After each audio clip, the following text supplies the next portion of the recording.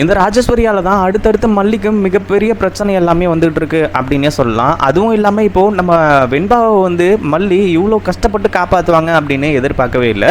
ஆனால் கதிரேசன் இருந்துட்டு இப்போது மல்லிக்கிட்ட இருந்து வெண்பாவை கூட்டிகிட்டு போகிறாங்க. அதாவது வெண்பா காணாமல் போய் இத்தனை நாள் ஆச்சு. இந்த கதிரேசன் வந்து எங்கேயுமே தேடாமல் கூட, அதாவது தேடுறதுக்கு ஒரு வழியை கூட பண்ணாமல் கூட இப்போது நம்ம மல்லிக்கிட்டையும் விஜய்கிட்டையும் சொல்லிட்டு இருந்தாங்க, இந்த மாதிரி வந்து இன்னும் 2 நாளில் வந்து என் வெண்பாவை கண்டுபிடிக்கல அப்படின்னா கண்டிப்பாக நானே இறங்குவேன், நானே வந்து போயிட்டு வெண்பாவை கண்டுபிடிப்பேன் அப்படின்னு சொல்லிட்டு வந்து சொல்லி இந்த கதிரேசன் இருந்துட்டு பயங்கரமாக கதைட்டு இருந்தாங்க. அதாவது பேத்தி பாசம் வந்து இவருக்கு அதிகமாக இருக்குது அப்படின்னா முதல்ல என்ன பண்ணியிருக்கணும், வெண்பா காணாமல் போயிட்டாலா, சரி வாங்க தேடலாம் அப்படிங்கிற மாதிரி வந்து சொல்லி விஜய் கூடவோ இல்லை மல்லி கூடவோ இல்லை தன்னந்தனியாவோ வந்து தேடி இருக்கணும். ஆனால் இந்த ஒரு விஷயத்தை வந்து இந்த கதிரேசன் வந்து பண்ணவே இல்லை. ஆனால் இப்போது இந்த ராஜேஸ்வரியால் தான் மிகப்பெரிய பிரச்சனையை வந்து போக போகிறது. என்ன ஆச்சு அப்படின்னா, ஒரு பக்கம் வந்து ராஜேஸ்வரி இருந்துட்டு கதிரேசன்கிட்டையும் நிஷாக்கிட்டையும் நம்ம மல்லியை பற்றியும் விஜயை பற்றியும் எந்த அளவுக்கு பற்றி வைக்க முடியுமோ அந்த அளவுக்கு பற்றி வச்சுட்டு இருக்காங்க. இன்னொரு பக்கம் வந்து மல்லியோட வயிற்றில் வந்து குழந்தை வளர்ந்துகிட்டு இருக்கு, அதாவது விஜயோட வாரிசு வந்து வளர்ந்துகிட்டு இருக்கு அப்படின்னு உடனே இந்த ராஜேஸ்வரிக்கு பயங்கரமாக அள்ளு விட ஆரம்பிச்சிருச்சு. அதனால் கதிரேசன்கிட்டையும் இந்த நிஷாக்கிட்டையும் என்ன சொல்கிறாங்க அப்படின்னா, இங்கே பாருங்கள், நான் வந்து ஒரு விஷயம் சொல்கிறேன், அதாவது அந்த மல்லி நம்ம குடும்பத்துக்கு ஆகவே மாட்டா, அதே மாதிரி மல்லியால் வெண்பாவோட உயிருக்கு மிகப்பெரிய ஆபத்து எல்லாமே இருக்குது. இப்போ கூட பார்த்தீங்களா வெண்பாவை வந்து காணாமல் எவ்வளோ நம்ம தேடிக்கிட்டு இருக்கோம் அப்படிங்கிற மாதிரி வந்து சொல்லி, அதே மாதிரி வெண்பா வந்து கண்டிப்பாக கிடச்சிருவான்ற நம்பிக்கை எனக்கு இருக்குது. ஆனால் நான் சொல்கிற விஷயத்தை நீங்கள் செஞ்சீங்க அப்படின்னா உங்களுக்கு நிறைய நல்லது நடக்கும், உங்கள் பேத்தி உங்கள் கூடவே இருப்பான், அந்த மல்லியையும் வந்து இந்த வீட்டு விட்டு விரட்டிடலாம் அப்படிங்கிற மாதிரி வந்து சொல்லும் போது இந்த கதிரேசனுக்கு அப்படியே இப்போ தான் வந்து பாசம் பொத்துக்கிட்டு வர்றது, அடுத்ததாக வந்து என் வெண்பா என் கூடவே இருப்பாளா அப்படின்னா நான் என்ன வேணாலும் செய்கிறேன் அப்படிங்கிற மாதிரி சொல்கிறது. அடுத்ததாக வந்து இந்த நிஷா கிட்ட வந்து கேட்குறாங்க, அதாவது நீங்கள் மட்டும்தான் வந்து பேத்தி பாசம் அப்படிங்கிற மாதிரி சொல்கிறீங்க, ஆனால் அவங்க சித்தி வந்து அமைதியாக இருக்காங்களே, அவங்களுக்கும் நல்லது பண்ணணும் அப்படிங்கிறதுக்காக தான் நான் பார்த்தேன், ஆனால் இந்த ஒரு விஷயத்தில் வந்து அவங்க சைலண்ட்டாக இருக்கிறது பிடிக்கலையே அப்படின்ற மாதிரி வந்து சொல்லும்போது, அதாவது ராஜு நீங்கள் சொல்லுங்கள், நான் வந்து நீங்கள் சொல்கிறபடி செய்கிறேன், அதாவது என் அக்கா பொண்ணுக்காக வந்து நான் எந்த எல்லைக்கும் போகிறதுக்கு தயாராக இருக்கேன், என் அக்கா பொண்ணு எனக்கு வேணும் அப்படிங்கிற மாதிரி வந்து சொல்லும்போது கடைசியில் இப்போ தான் 2 பேரும் ஃபார்முக்கு வந்திருக்கீங்க, நான் சொல்கிற விஷயத்தை மட்டும் செய்யுங்க, அதுக்கப்புறம் வந்து எல்லாமே நல்லபடியாக நடக்கும்.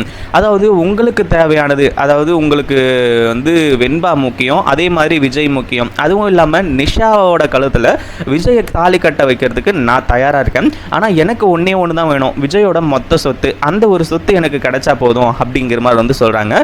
அதாவது இந்த ஒரு விஷயத்தை செஞ்சால் இந்த சொத்து எனக்கு கிடைக்கிற மாதிரி பண்ணுவீங்களா அப்படிங்கிற மாதிரி வந்து சொல்லி தான் அந்த ஒரு விஷயத்தில் வந்து இப்போது கதிரேசன் இருந்துட்டு, அதாவது ராஜேஸ்வரி நீ சொல்லுமா, நீ வந்து எனக்கு இந்த சொத்து மேலாம் ஆசை இல்லை, இதை விட பல மடங்கு என்கிட்ட இருக்குது, இன்னும் பல மடங்கு வேணாலும் கேளு, எல்லாத்தையுமே நான் கொடுக்கறதுக்கு தயாராக இருக்கேன், இந்த விஜயோட சொத்து எல்லாத்தையுமே நீ எடுத்துக்கோ, எங்களுக்கு தேவையான விஷயத்தை நீ பண்ணிடு அப்படிங்கிற மாதிரி வந்து சொல்லும்போது, அதாவது இந்த மாதிரி மல்லி இந்த வீட்டை விட்டு விரட்டுறது உறுதியாகி போயிடுச்சு. அடுத்ததாக வந்து இந்த கதிரேசன் நிஷா இவங்கள வச்சு வெண்பாவையும் விஜயும் வந்து இப்போ அவங்கக்கிட்ட ஒப்படைக்கிறதுக்கு தயாராக ஆரம்பிச்சிட்டாங்க.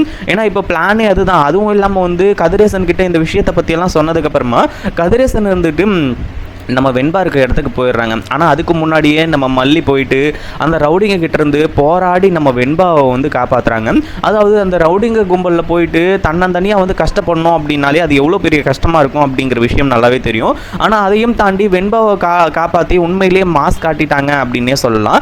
அதே மாதிரி இப்போது இந்த மாதிரி சுச்சுவேஷன்லாம் இந்த கதிரேசன் என்ட்ரி கொடுக்கல. கடைசியில் கதிரேசன் வராரு. கதிரேசன் வர்றது மட்டும் இல்லாமல், எம்மாடி வெண்பா என்னாச்சு உனக்கு வந்து ஏதோ ஆயிடுச்சோ அப்படின்னு சொல்லிட்டு எனக்கு ரொம்ப பயமாயிடுச்சு, எனக்கு என்ன பண்ணுறது ஏது பண்ணுறது அப்படின்னு ஒன்றுமே புரியல, எனக்கு என்ன பண்ணுறதுன்னு சொல்லிட்டு வந்து தாத்தாவுக்கு கையே ஓடலாமா காலே ஓடலாமா, ஏதோ இத்தனை நாள் வந்து போய் தேடிக்கிட்டு இருந்தார் இல்லையா, ஊர் ஊராக தெருவா வீடு வீடாக போயிட்டு வந்து விசாரிச்சுட்டு இருந்தார் இல்லையா, அதனால் வந்து கை ஓடல கால் ஓடல மூளை ஓடல அப்படிங்கிற மாதிரி வந்து சொல்லி அவர் பயங்கரமாக கதறிக்கிட்டு இருக்காரு.